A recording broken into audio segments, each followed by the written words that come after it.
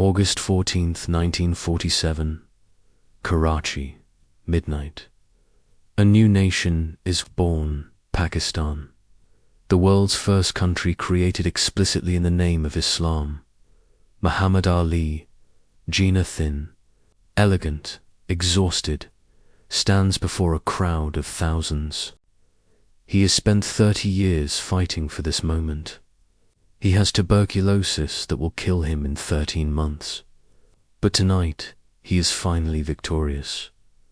24 hours later, in Delhi, Jawaharlal Nehru rises before the Indian Constituent Assembly and delivers one of the most beautiful sentences ever spoken at the birth of a nation.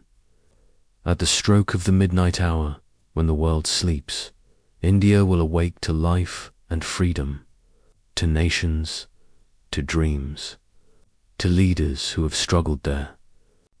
Entire adult lives for this moment, and between them a line drawn in 5 weeks. By a British lawyer named Cyril Radcliffe, who had never visited India before in his life, who divided communities that had lived together for centuries, who cut through villages, farms, rivers, homes, and families with a pen on a map in an office. In Delhi, that line cost 2 million lives, and its consequences are still being felt by 1.7 billion. People today, 200 years of Bir-i-Tarian to understand partition. You must understand what came before it. Britain had controlled India for nearly 200 years. What began as trade, the East India Company arriving on Indian shores in 1600, gradually became something far more total. Through a combination of military conquest, political manipulation, and the exploitation of divisions between Indian kingdoms, Britain eventually controlled the entire subcontinent. They called it the Raj. The British Crown took direct control. In 1858, after a massive Indian uprising which the British called the Sepoy Mutiny, and which Indians called the First War of Independence, under the Raj, India was transformed. Railways were built, but primarily to move goods to ports for export. A unified legal and administrative system was created, but designed to serve British interests. English education spread, but created a class of Indians who spoke English and were educated in British values, yet had no real power in their own country. The wealth extracted from India during the colonial period was staggering. Historian Yutsa Patnaik calculated it at approximately $45 trillion in today's money. Textile industries that had made India the world's greatest cloth exporter were deliberately dismantled to create a market for British cotton. Famines that killed tens of millions were worsened by British policies that continued exporting food even as people starved. Britain took from India for 2 centuries, and when it finally left, it left in 5 weeks. Without a plan, without adequate preparation, and with a border drawn by someone who had never seen the land he was dividing. Gandhi, Jinnah, and the dream of Efferediumdeen independence movement had been building since the late 1800s. The Indian National Congress, founded in 1885, began as a polite organization asking for more Indian representation in British governance. Over decades, it became something far more powerful. Mahatma Gandhi transformed it. Gandhi had developed his philosophy of non-violent resistance satyagraha while fighting racial discrimination in South Africa when he returned to India. In 1915, he brought that philosophy with him and applied it to the independence movement. His campaigns, the Salt March of 1930, the Quit India movement of 1942, mobilized millions of ordinary Indians who had never participated in politics before. He made independence a mass movement, not just a project of educated elites, but a demand from farmers, weavers, women, and children across every corner of the subcontinent, but within the movement. A fault line was growing. Muhammad Ali Jinnah had once been one of the greatest advocates of Hindu-Muslim unity. He had been called the ambassador of unity in the 1910s and early 1920s. He worked within the Congress Party, believing that a united, independent India could protect all its communities. Then the relationship broke down. Jinnah felt that Congress, despite its inclusive rhetoric, was increasingly a Hindu organization that would not genuinely protect Muslim interests in a Hindu-majority, independent state. Gradually, painfully, he came to believe that Muslims needed their own country. By 1940, the Muslim League under Jinnah passed the Lahore Resolution, formally demanding a separate Muslim homeland. Gandhi was devastated. He had dedicated his life to unity. He believed with every fiber of his being that partition would be a catastrophe. He begged, he fasted, he pleaded. He was right, but he could not stop it. The man who drew the Eliani in 1947, Britain announced it, was leaving India, not in years, but in months. The new Viceroy, Lord Mountbatten, was given an impossible task: transfer power. By August 15, 1947, a deadline so rushed that almost everyone involved knew it was dangerous. Cyril Radcliffe was a distinguished London lawyer. He had never been to India.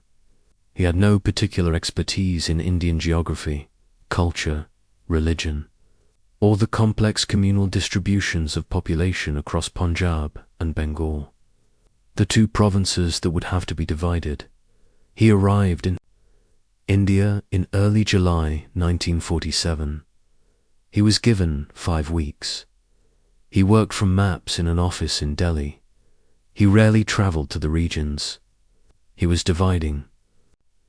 He drew lines through communities that had been mixed, Muslim, Hindu, Sikh for centuries. He divided the Punjab, where every village had members of multiple faiths. He divided Bengal, separating Calcutta from its agricultural hinterland. He finished his work on August 12th. The borders were announced on August 17, 2 days after independence was declared. People woke up on August 17, not knowing which country they were in. Some found that their home was in India, but their fields were in Pakistan. Some found that their mosque was across the border from their house. Some families found the line running directly through their property, and they had days to decide, stay or go. The Massacres, most people chose to go. And what followed was the largest mass migration in human history. 15 million people moved simultaneously in both directions. Muslims moving toward Pakistan, Hindus and Sikhs moving toward India, on foot, by bullock cart, by bicycle, carrying everything they owned wrapped in cloth on their heads, walking through summer heat and monsoon rain for weeks. And along the roads, violence. It did not start everywhere at once, but it spread. A Muslim village attacks a Sikh convoy. In revenge, a Sikh mob attacks a Muslim convoy. The cycle of violence accelerated with terrifying speed throughout August and September 1947. Trains became the most horrifying symbol of what was happening. Trains packed with refugees heading in both directions were stopped by mobs who killed everyone on board. Trains arrived at their destinations carrying hundreds of corpses. Station masters sent telegrams ahead, train arriving. All passengers dead in the Punjab, divided between India and Pakistan. Entire villages were massacred. Women were assaulted on a scale so massive that both governments eventually stopped trying to track the numbers. Children were killed. Elderly people who could not walk fast enough were left to die on the road. Between 200,000 and 2 million people were killed. The estimates vary so widely because the killing was so widespread and so chaotic that no one could count. No one was in control. No government had the power to stop what was happening. It was ordinary people, neighbors who had lived together for generations, turning on each other in an explosion of fear and fury that no one had adequately prepared for, because no one had been given the time to prepare. To leaders and to Trigedis, Jinnah had won his country, but he had less than a year to enjoy it. He died of tuberculosis in September 1948, 13 months after Pakistan's birth. The country he had given his life to create was still barely organized, still absorbing millions of refugees, still defining what it was. He died before he could shape it. Gandhi was assassinated on January 30th, 1948, shot 3 times in the chest in a garden in Delhi by Nathuram guards. A Hindu nationalist who blamed Gandhi for being too accommodating to Muslims and for partition itself. The man who had devoted his entire life to non-violence died from bullets. The 2 men who had defined the independence movement both gone. Within months of the moment they had spent their lives working toward. The wound that never healed. India and Pakistan have fought for wars since 1947. They have pointed nuclear weapons at each other. The disputed territory of Kashmir has been a source of conflict for over 75 years and remains unresolved today. Families were separated in 1947 and never reunited. People who crossed the border as children grew old and died without ever seeing their birthplace again. In Lahore, in Amritsar, in Dhaka, there are people alive today who still weep when they speak of homes they left behind in 1947. Survey of partition survivors found that a majority, even those who supported the idea of Pakistan or of Indian independence, described 1947 as the worst period of their lives.